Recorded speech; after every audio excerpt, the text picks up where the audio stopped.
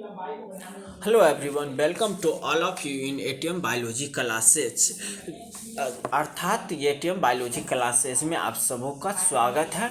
ATM biology classes के एक channel है जिसका नाम है अजय कुमार चौधरी।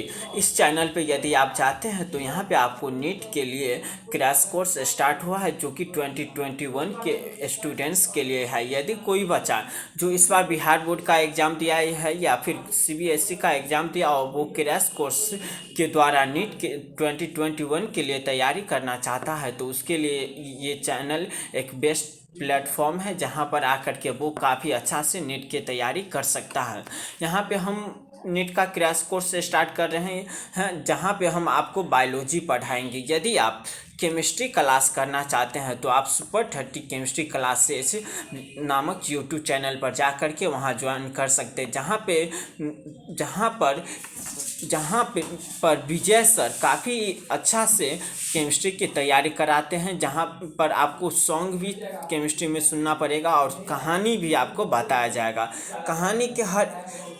केमिस्ट्री के हर एक कॉन्सेप्ट को कहानी के माध्यम से बताया जाएगा, साथ ही सॉन्ग के माध्यम से भी बताया जाएगा। तो यदि आप लोग को वो चैनल पे जाना है या नहीं जाना है, लेकिन एक बार जा कर के अवश्य देख लीजिएगा कि क्या वो आपके लिए बेनिफिशियल है। हम वादा करते हैं आपसे कि आप जब एक बार उस चैनल पे चल जाएगा तो फिर आप उस चैनल को छोड़ कर के रिटर्न नहीं आइएगा, क्योंकि वो काफ़ी अच्छा चैनल है और जहाँ पे नीट के लिए काफ़ी अच्छा से तैयारी कराया जाता है। तो देखिए, इससे पहले के वीडियो में हम लोग इकाई 1 में जीव जगत में विविधता के बारे में पढ़ लिए थे, साथ ही साथ हम अष्टमेध के बारे में पढ़ लिए थे, जिसमें से हम आप लोग को बताए थे कि इसमें से कम 3 क्वेश्चन जो है वो काफ़ी ज़्यादा महत्वपूर्ण है और ये तीनों क्वेश्चन में से कोई एक क्वेश्चन नीट में आ ही जाता है 2 से 3 साल के अंदर में। तो वो क्या करना है, वो उस वीडियो को आप लोग अच्छा से देख लीजिए। उसके बाद आज हम जीव जगत स्टार्ट कर रहे हैं जिसमें मेन टॉपिक होगा जीव क्या है, व्हाट इज लिविंग, ये पढ़ना है। तो देखिए, जीव जगत क्या है। जब हम अपने आसपास में देखते हैं तो झरने देखते हैं, नदियाँ देखते हैं, सड़क देखते हैं, सड़क पर चलते हुए मतलब व्यक्ति को देखते हैं, बस चलती है, गाड़ी चलती है, मतलब जितना भी गाड़ी होता है वो चलते हुए देखते हैं, ट्रेन को देखते हैं। साथ ही साथ हम जब नदी के किनारे जाते हैं तो वहाँ पे देखते हैं बहुत सारे पक्षी और पशु होते हैं जो क्या करते हैं, वहाँ पे रहते हैं। वो काफ़ी ज़्यादा अच्छे लगते हैं जब हम वहाँ पे जाते हैं और उसे देखते हैं। तो ये जो हमारा संसार है जहाँ पे हम रहते हैं, अक्सर हम लोग क्या मेला देखने के लिए जाते हैं। वहाँ पे जाने के बाद कितना भी कोई भी व्यक्ति दुखी क्यों ना हो, वो यदि वहाँ पे जाता है तो वो काफ़ी खुशी हो जाता है, क्योंकि वो एक ऐसा पल रहता है जो किसी व्यक्ति के लाइफ में हमेशा और बार बार या पर दिन नहीं आते रहता है। तो इस प्रकार से हम देखते हैं कि हमारा जो ये जीवों का संसार है वो काफ़ी ही ज़्यादा आश्चर्यचकित और कौतूहलपूर्ण है। सर पर दौड़ते घोड़े, प्रवासी पक्षी और घाटियों में खिलते फूल अथवा आक्रमणकारी शार्क की सुंदरता विस्मय तथा चमत्कार का आवाहन करती है।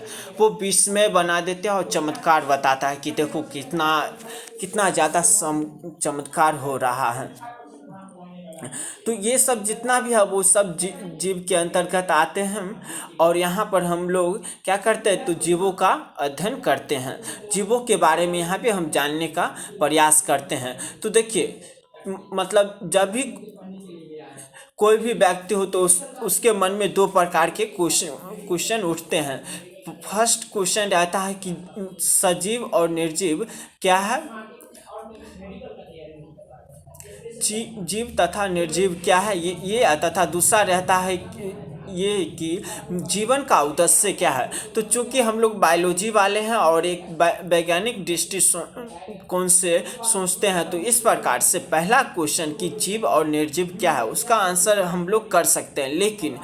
लेकिन क्या जीवन का उद्देश्य क्या, वो क्या हो गया, एक भक्ति भाव का भावना हो गया, तो उसका आंसर हम नहीं दे सकते हैं। तो चलिए हम स्टार्ट करते हैं, जीव क्या है, व्हाट इज लिविंग। देखिए, जब जीव और निर्जीवों को जो आदि मानव थे उन्होंने एक चीज़ पे एक दूसरे को में अंतर स्पष्ट किया था। जो जीव जिसमें भय हो और जो एक दूसरे को देख करके एक दूसरे से दूर भागता हो। जैसे कि आदि मानव जब थे तब वे लोग मुख्यतः जंगल में रहा करते थे। वहाँ पे रहने के बाद यदि वो किसी भी जीव के पास जाते और वो उससे दूर नहीं भागता, उस जीव को भय नहीं होता, तो वो कहता कि ये जीव निर्जीव है, तथा जिस जीव को भय होता, जो किसी जीव को देखने के बाद उससे दूर भागता, उसको वो निर्जीव कहते हैं। तो इस प्रकार से उन्होंने, जो आदि मानव थे, वो जीवों को एक दूसरे से अलग किए थे। लेकिन अब चूंकि हम लोग काफ़ी ज़्यादा विकसित हो चुके हैं, तो इस वजह से जीव और निर्जीव में जो अंतर होता है वो कई सारे ऐसे कारक होते हैं जिस पे हम ये बताते हैं कि ये कोई भी जीव निर्जीव है और कोई भी जीव सजीव है। तो देखिए, फर्स्ट ऑफ ऑल यदि हम सजीव का कुछ लक्षण देख लेते हैं तो हमें ये भी पता चल जाएगा कि निर्जीव का लक्षण क्या होगा। तो सजीवों का जो लक्षण है उसमें से मुख्यतः है प्रजनन। कि जितना भी जीव होगा इस संसार में, सभी प्रजनन की क्रिया करेगा और प्रजनन की क्रिया के द्वारा नई संतति का निर्माण करेगा। प्रजनन जो है वो सभी जीव में पाया जाएगा, सजीव में ही पाया जाएगा, निर्जीव में प्रजनन नहीं करेगा। अर्थात देखिए, प्रजनन है क्या? प्रजनन एक प्रक्रिया है जिसके द्वारा कोई भी जीव अपने जैसे संतति को जन्म देता है। कहने का मतलब ये नहीं है कि अगर कोई मानव है तो वो उसका एग्जैक्ट कॉपी होगा उसका बच्चा, लेकिन वो मानव के बच्चा को ही जन्म देगा, न कि वो बकरी के बच्चा को जन्म देगा। सोचिए, यदि कोई व्यक्ति जो मतलब मानव है और उसको कहे कि तुम बकरी के बच्चा को जन्म दिया है, मतलब बच्चा को देखेगा लक्षण उसका बहुत ही बुरा लगा तो कहेगा कि तुम बकरी के बच्चा को जन्म दिया, उसको कितना ज़्यादा गुस्सा आएगा। तो जो भी प्रजनन के प्रक्रिया के द्वारा कोई भी जीव अपने जैसे ही जीव को जन्म देता है, न कि दूसरे जीव के जैसे बच्चे को। जैसे कि कोई गाय मानव के बच्चे को जन्म नहीं दे सकती है, न ही कोई कुत्ती मतलब कि डॉग में जो होती है फीमेल, वो किसी गॉड के बच्चे को जन्म दे सकती है। तो जन्म जो है वो सिर्फ और सिर्फ सजीव में पाया जाता है। लेकिन कुछ ऐसे भी सजीव है जो जनन के द्वारा बच्चे का निर्माण नहीं कर सकते हैं। जैसे इनफर्टाइल ह्यूमन फीमेल, बाँझ जो होते हैं महिलाएं, वो बच्चे को जन्म नहीं दे सकती हैं। साथ ही साथ म्यूल, जिसे हम खच्चर कहते हैं हिंदी में, वो भी बच्चे को जन्म नहीं दे सकते हैं। और जो श्रमिक मधुमक्खी होते हैं वो भी बच्चे को जन्म नहीं दे सकते हैं। लेकिन बताइए, क्या इनफर्टाइल ह्यूमन फीमेल, म्यूल और वर्कर बीज, क्या ये सब सजीव नहीं है? क्या इसमें सजीवों जैसा लक्षण नहीं है? नहीं, ये सब सजीव है, इसमें सजीवों जैसा लक्षण नहीं है। अगर सजीवों से एक ही लक्षण उसमें कम है कि ये सजीव होते हुए भी ये बच्चे को जन्म नहीं दे सकते हैं। भगवान ने इनके साथ यही नाइंसाफ़ी किया है कि वो सजीव है फिर भी वो बच्चे को नहीं जन्म दे सकते हैं। तो इसी प्रकार हम देखते हैं कि प्रजनन सजीवों में पाया जाता है, लेकिन इसमें कुछ अपवाद भी है जिसके द्वारा कोई भी जीव अपने बच्चे को जन्म नहीं देते हैं। तो हम कह सकते हैं कि प्रजनन जो है वो डिफाइनिंग प्रॉपर्टीज नहीं है सजीव के, क्योंकि कुछ सजीव जो है वो बच्चे को जन्म नहीं देता, प्रजनन की क्रिया नहीं कर सकते हैं। लेकिन फिर भी सिर्फ जो है, याद रखिएगा, प्रजनन की क्रिया सिर्फ और सिर्फ सजीव में ही पाया जाएगा। निर्जीव जीव, कोई भी निर्जीव जीव प्रजनन की क्रिया नहीं करेगा। तो हमारा जो फर्स्ट पॉइंट था वो था प्रजनन।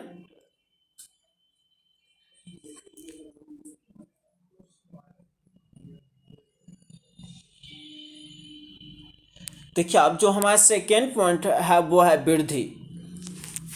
सजीवों के लक्षण में जो सेकेंड पॉइंट है वो है वृद्धि।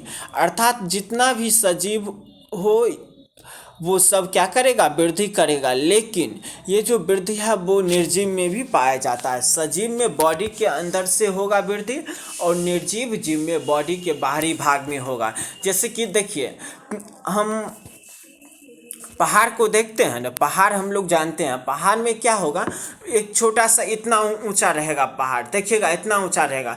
कुछ समय के बाद जब हम देखते हैं तो वो कुछ बड़ा हो जाएगा, इतना बड़ा हो जाएगा। धीरे धीरे वो पहाड़ क्या हो रहा है? बढ़ रहा है। लेकिन वो तो निर्जीव है, तो आखिर वो बढ़ क्यों रहा है? अगर ये सजीव का लक्षण होता है कि वृद्धि सिर्फ और सिर्फ सजीव में पाया जाता है, तो निर्जीव जीव जो है वो नहीं बढ़ता। उसके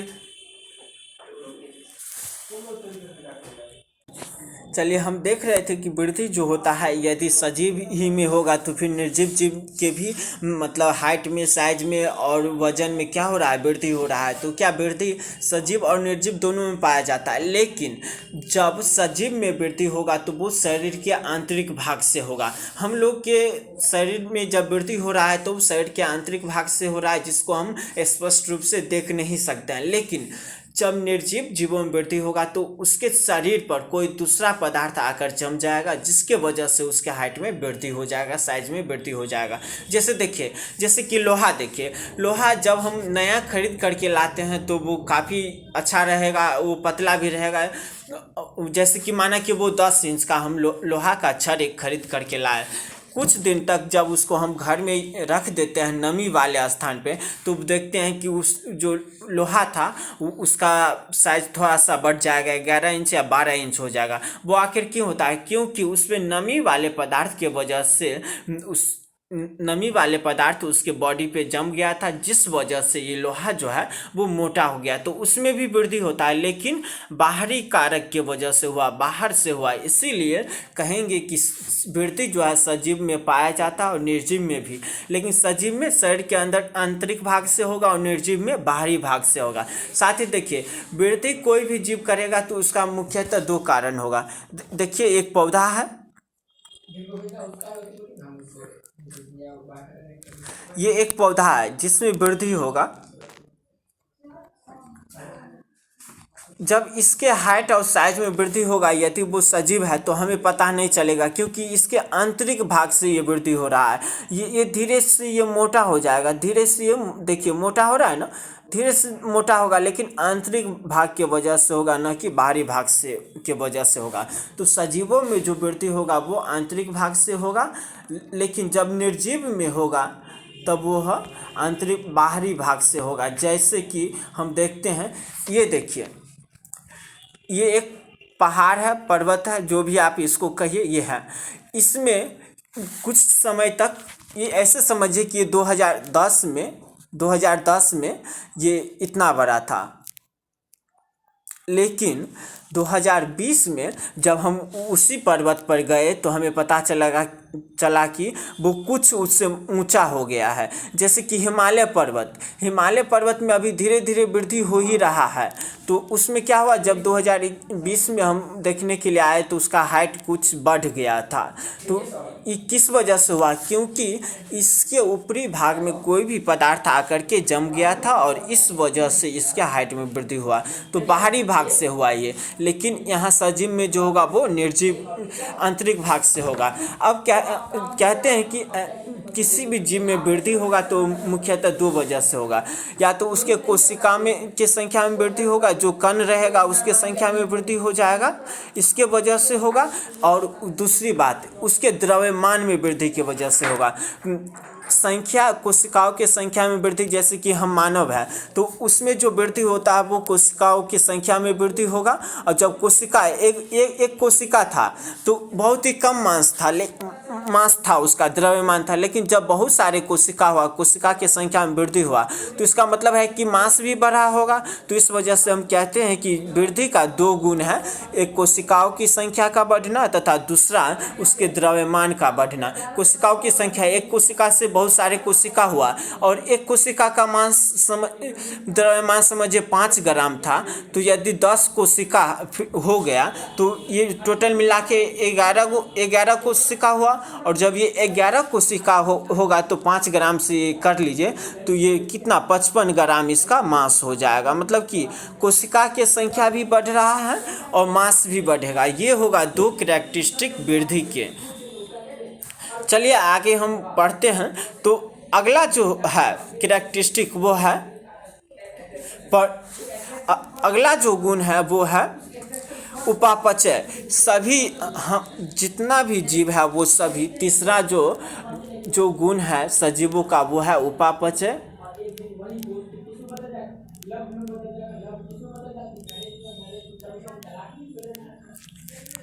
देखिए, ये उपापचय हो गया। तो तीसरा जो सजीवों का गुण है वो है उपापचय।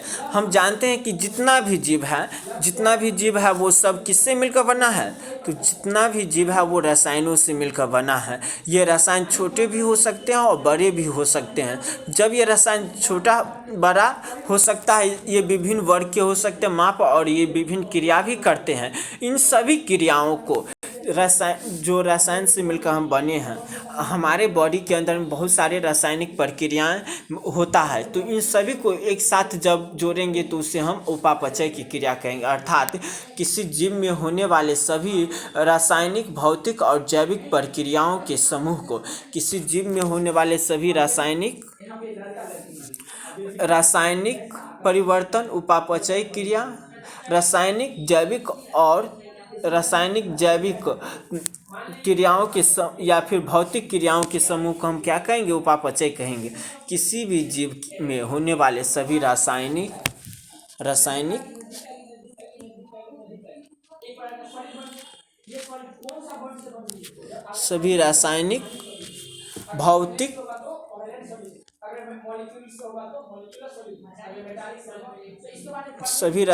भौतिक तथा जैविक क्रियाओं के समूह,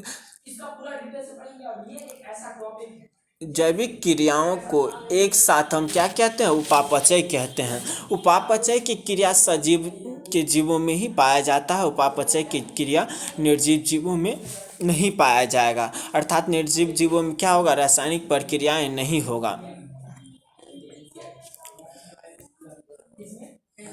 देखिए, अब ये कह रहा है कि जो उपापचय की क्रिया है वो सजीव में होता है और निर्जीव में नहीं होता है। लेकिन टेस्ट ट्यूब में जब किसी बच्चे का निर्माण होता है तो टेस्ट ट्यूब जो है वो सजीव नहीं है।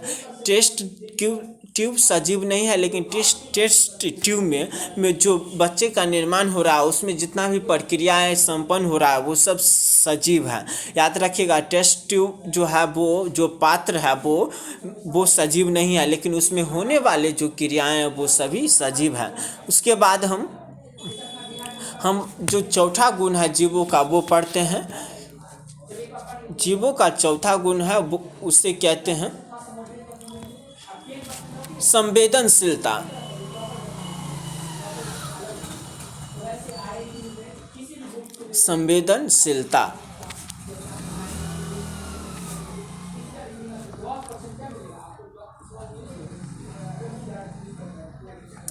ये बताइए, जब हम लोग किसी भी चीज़ को टच कर देते हैं, जैसे कि हम जब कोई व्यक्ति खाना बनाते रहते हैं तो वो क्या करेगा, गलती से जब रोटी उठाएगा तो उसका हाथ पक जाएगा।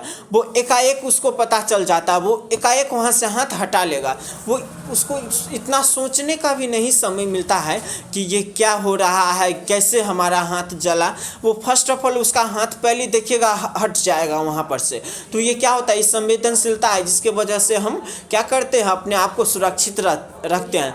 कोई भी जीव क्या हमको एक झापट मारा, उसको भी हम क्या करते हैं, एक झापट मार देते हैं। ये क्या हो गया, संवेदनशीलता हो गया कि उसने हमको मारा तो हम भी उसको मारे। तो सभी जितना भी सजीव होगा वो अपने वातावरण में संवेदनशील रहेगा। अर्थात वो क्या करेगा, मतलब कि यदि कोई जीव उसको टच कर रहा है या फिर कोई भी खतरा उसके सामने में आया तो वो अपने आप को बचाएगा। जैसे कि यदि अधिक गर्मी होता है तो उस समय में हम अपने आप को सुरक्षित रहते हैं। गर्मी से बचाने के लिए हम मोटे कपड़े नहीं पहनते हैं, लेकिन जब जाड़ा का मौसम रहता है तो हम क्या करते हैं, मोटे कपड़े का यूज करते हैं, जिससे क्या करें, जाड़ा से बचे। तो यही हो गया संवेदनशीलता। और ये जो गुण है वो सभी सजीवों में पाया जाएगा, ये निर्जीव जीवों में नहीं पाया जाएगा। अर्थात हम कह सकते हैं कि संवेदनशीलता जो है वो जीवों के कैरेक्टरिस्टिक है। उसके बाद है सेलुलर ऑर्गेनाइजेशन। अगला जो है वो है सेलुलर ऑर्गेनाइजेशन। 5 नंबर, कोशिकाओं से मिलकर बना होता है। जितना भी सजीव जीव होगा वो सिर्फ और सिर्फ कोशिका से मिलकर बना होगा। तो हम कहते हैं कि अगला गुण जो है वो है सेलुलर ऑर्गेनाइजेशन। अब हम एनसीईआरटी के से पढ़ते हैं कि ये सब क्या होता है। यहाँ पे आप लोग समझ लिए हैं, चलिए स्टार्ट करते हैं। जीव जगत कैसा निराला है। जीवों के विस्तृत प्रकारों की श्रृंखला विस्मयकारी है। असाधारण वास स्थान, चाहे वे ठंड पर्वत, पर्णपाती वन, महासागर, अलवनीय मीठा जलीय झीलें, मरुस्थल तथा गर्म झरना जिसमें जीव रहते हैं, वे हमें आश्चर्यचकित कर देते हैं। राइट, जब हम देखते हैं जलीय झरना को देखते हैं, मरुस्थल और गर्म झरना को देखते हैं, तो हम लोग आश्चर्यचकित नहीं हो जाते हैं कि आखिर कौन सा वजह जिसकी वजह से झरना हमेशा गर्म ही रहता है। जब हम सड़क पर देखते हैं सर पर दौड़ते घोड़े, प्रवासी पक्षियों, घाटियों में खिलते फूल तथा आक्रमणकारी सार्क की सुंदरता विस्मय तथा चमत्कार का आह्वान करती है। इस सब को देख करके हम चमत्कार में पड़ जाते हैं। यहाँ तो नहीं, लेकिन जब हम बड़े शहरों में जाते हैं तो वहाँ पे देखिएगा गाड़ी इतना स्पीड में चलते हैं कि हमको सोचने का भी अवसर मौका नहीं मिलता। काफ़ी जब हम रोड साइड में खड़ा होकर के इसको देखते हैं तो वो हमें काफ़ी अच्छा लगेगा कि कैसे चल रहा है गाड़ी, ऐसे ऐसे करके चल रहा है, एक आएगा ऐसे चल जाएगा, ऐसे आया ऐसे चल गया। तो ये सब क्या हो रहा है, हम सबको आश्चर्यचकित कर रहा है। पारिस्थितिक विरोध तथा समष्टि के सदस्यों तथा समष्टि के समुदाय में सहयोग अथवा यहाँ तक कि कोशिका में आणविक गतिविधि से पता चलता है कि वास्तव में जीवन क्या है। इसके आधार पर हमें ये पता चल पाता है कि जीवन है क्या, में जीवन क्या है। इस प्रश्न का निर्विवाद प्रश्न है। इस प्रश्न में दो निर्विवाद प्रश्न है। पहला तकनीकी है जो जीव तथा निर्जीव क्या है ये बताता है। जब हम जीवन के गतिविधियों को देखते हैं तब उसमें दो प्रकार के प्रश्न आते हैं। एक प्रश्न ये रहेगा कि जीव तथा निर्जीव क्या है, जैसे तो जीव को हम क्या करते हैं उनके लक्षणों के आधार पर उस निर्जीव से अलग कर देते हैं। तथा दूसरा होता है जो दार्शनिक प्रश्न है, वो ये रहता है कि जीवन का उद्देश्य क्या है, कोई भी जीव जो धरती पर उत्पन्न हुआ उसका उद्देश्य क्या है। तो एक वैज्ञानिक होने के नाते हम दूसरे प्रश्न का उत्तर देने का प्रयास नहीं करेंगे। हम इस विषय पर चिंतन करेंगे कि जीव क्या है।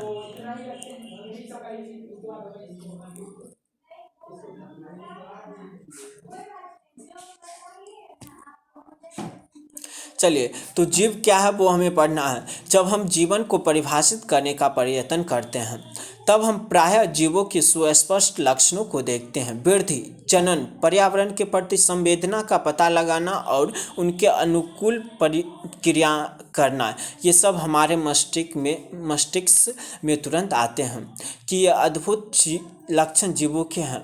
आप इस सूची में उपापचय, स्वयं की प्रतिलिपि बनाना, स्वयं को संगठित करना, प्रतिक्रिया तथा उद्गम आदि को भी जोड़ सकता हो। हम इन सबको जोड़ सकते हैं। चलिए, यह सभी जीव वृद्धि करते हैं। जीवों के भार तथा संख्या में वृद्धि होना, ये दोनों वृद्धि के द्वियुग्मी लक्षण है। जीवों की संख्या में जब वृद्धि होगा और उसके भार में वृद्धि होगा, मतलब कोशिकाओं की संख्या बढ़ेगा, और जब कोशिका की संख्या बढ़ेगा तो अगर एक कोशिका से दो कोशिका हो रहा है मतलब कि उसका द्रव्यमान भी बढ़ रहा है। तो द्रव्यमान का बढ़ना मतलब भार का बढ़ना और जीवों की संख्या में वृद्धि होना, ये इस दोनों क्या है, वृद्धि के लक्षण है। बहुकोशिकीय जीव कोशिका विभाजन द्वारा वृद्धि करते हैं। चलिए, तो हम बता रहे थे कि जीवों के दो कैरेक्टरिस्टिक होते हैं, जिसमें कि वृद्धि के दो कैरेक्टरिस्टिक, दो गुण है। एक क्या, संख्या में वृद्धि होना और भार में वृद्धि होना। बहुकोशिकीय जीव जो होता है कोशिका विभाजन द्वारा वृद्धि करते हैं। बहुकोशिकीय जीव में क्या होगा, कोशिका विभाजन की क्रिया होगा, इसके द्वारा क्या होगा, वो वृद्धि करेगा। पौधों में यह वृद्धि जीवन पर्यंत कोशिका विभाजन द्वारा संपन्न होती है। पौधे जो होते हैं उसमें कोशिका विभाजन की क्रिया होगा, इसके द्वारा उसके पूरा जीवन काल में क्या होगा, वृद्धि वो करते रहेगा। पौधा जो है वो कंटिन्यू वृद्धि करते रहेगा जब तक कि वो मर नहीं जाता। एक छोटा सा पौधा रोपिएगा, देखिएगा वो वृद्धि करेगा, वो और वृद्धि करेगा, वो बहुत ही पुराना क्यों ना हो जाए लेकिन वो वृद्धि करते रहेगा। तो वो वृद्धि करते रहेगा। तो इस प्रकार से हम देखते हैं कि पौधे जो है वो हमेशा और लगातार वृद्धि करते रहता है, लेकिन जीव जो होता है मतलब जीव जंतु जो है वो एक निश्चित समय के बाद वृद्धि करना बंद कर देता है। तो इस प्रकार से हम ये देखते हैं कि जीव जंतु में जो वृद्धि होता है वो एक निश्चित समय तक ही रहता है, जबकि पौधों में वृद्धि लगातार चलते रहता है। बहुत सारे जीव है जो लेकिन कोशिका विभाजन विशिष्ट ऊतकों में होता है ताकि विलुप्त कोशिकाओं के स्थान पर नई कोशिकाएं आ सके। एक कोशिकीय जीव भी कोशिका विभाजन द्वारा वृद्धि करते हैं। एक कोशिकीय जीव जो होगा वो कोशिका विभाजन के द्वारा वृद्धि करते हैं। बड़ी सरलता से कोई भी जीव इसे पात्र संवर्धन सूक्ष्मदर्शी से देखकर कोशिकाओं की संख्या गिन सकता है। अधिकांश उच्च कोटि के प्राणियों तथा पादपों में वृद्धि तथा जनन पारस्परिक विशिष्ट घटना है। मतलब बहुत सारे उच्च कोटि के प्राणी तथा पादप में जो वृद्धि और प्रजनन की क्रिया होगा वो एक दूसरा से जुड़ा रहेगा। हमें याद रखना चाहिए कि जीवों के भार में वृद्धि होने को भी वृद्धि समझा जाता है। यदि हम भार को वृद्धि का लक्षण मानते हैं तो निर्जीवों के भार में भी वृद्धि होती है। पर्वत, गोलास तथा रेत के टीले भी वृद्धि करते हैं, लेकिन निर्जीवों में इस प्रकार की वृद्धि उनकी सतह पर पदार्थों के एकत्र होने के कारण होती है। जीवों में यह वृद्धि अंदर की ओर होती है, इसलिए वृद्धि को जीवों का एक विशिष्ट गुण नहीं मान सकते। जीव में हम बताए थे कि वृद्धि होगा वो अंदर की ओर होगा, इसलिए इसको एक विशिष्ट गुण नहीं मान सकते। जीवों में यह लक्षण जिन परिस्थितियों में परिलक्षित होते हैं उनका विवेचना करना, यह समझना चाहिए कि यह जीव तंत्र के लक्षण हैं। चलिए अगले वीडियो में हम पढ़ेंगे जीवों के कुछ अन्य लक्षणों के बारे में। तो ये वीडियो चूँकि बड़ा होने वाला है इसलिए हम इस वीडियो को यहाँ पे काट रहे हैं। आप लोग यदि जब क्लास कीजिएगा तो इस वीडियो के बाद दूसरे वीडियो को देखिएगा।